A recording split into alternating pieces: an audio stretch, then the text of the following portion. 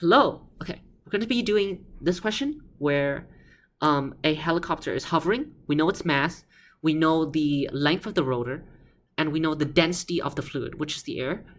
And we're trying to find out what the velocity of air being thrown down is. And now, if you understand this question, you could also do questions where it's asking, for example, the density or the length of the rotor. And I think you can also do questions where it's in water. It's like a drone with 4 different rotors. It's all the same. So if just understand the basic premise of this question and you'll be able to do all those other questions. So the main idea of this question is impulse, right? Change in momentum. Force equals change in momentum over change in time. All right. But anyways, let's start off. So the helicopter is 1,200 kilograms. It's hovering midair, so the forces on it have to be in equilibrium.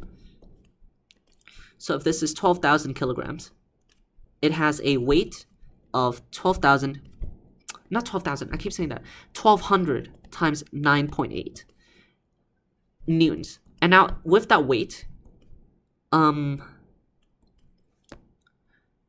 looks like watts. Okay, never mind. There has to be something counteracting that to keep it in equilibrium.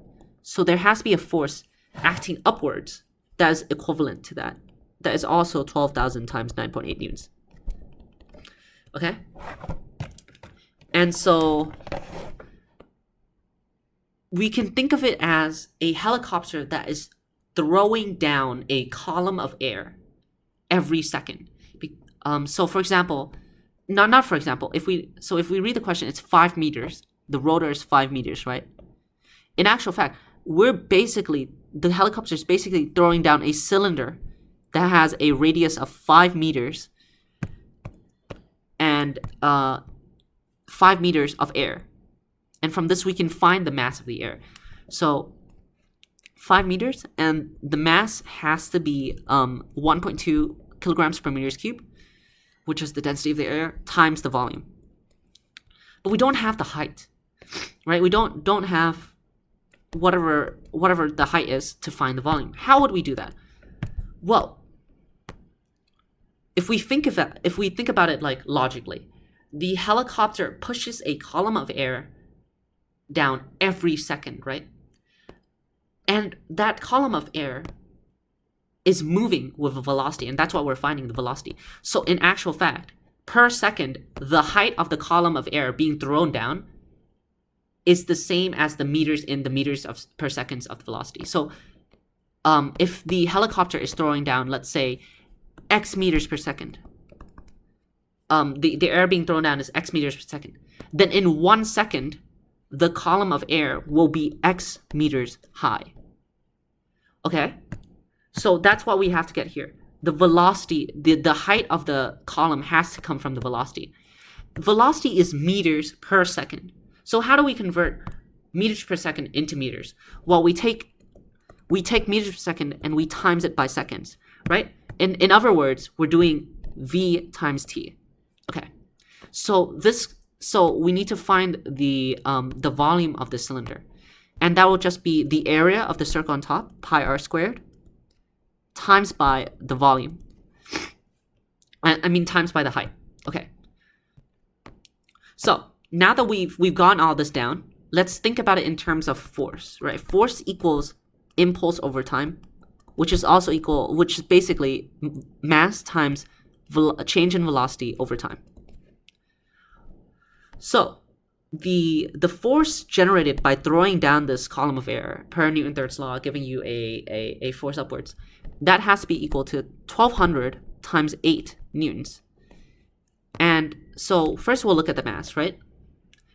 The mass is 1.2 kilograms per meters cubed. That's the density of the air. And we times it by the volume. So that has to be times by pi r squared times by the height, which is v times t. We also have to times this by the velocity and the change in velocity, And because the initial velocity, it says there's no wind, that means the initial velocity of the air is 0. And so the change in velocity is just the velocity because it's 0 to the velocity in 1 second. So we have this, and this is all over time. Ignore whatever. Why? Okay, yeah. This is all over time. So if you look at this equation, we can cancel out some things here, right? we're left with the equation where 1200 times 9.8 equals 1.2 times pi times 5 squared and times v squared. And so v squared would be, how I usually do this, just to make it quick, is v equals the square root of, and then I'll rearrange it in my head.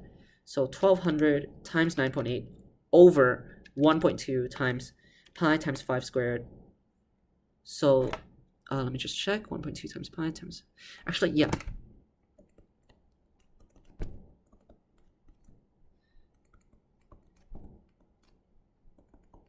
Sorry, I put that out of order. All right, so that would be equal to the square root of 124.77 dot dot dot. And that would leave you with a velocity of 11.17 dot dot dot meters per second. And because we used 9.8 and 1.2 for the density as well, the lowest degree of accuracy is 2 significant figures. So we round this to 11 meters per second. There we go. That's the answer. So you can do the same idea with all these other questions. Yeah. All right. Thanks for watching.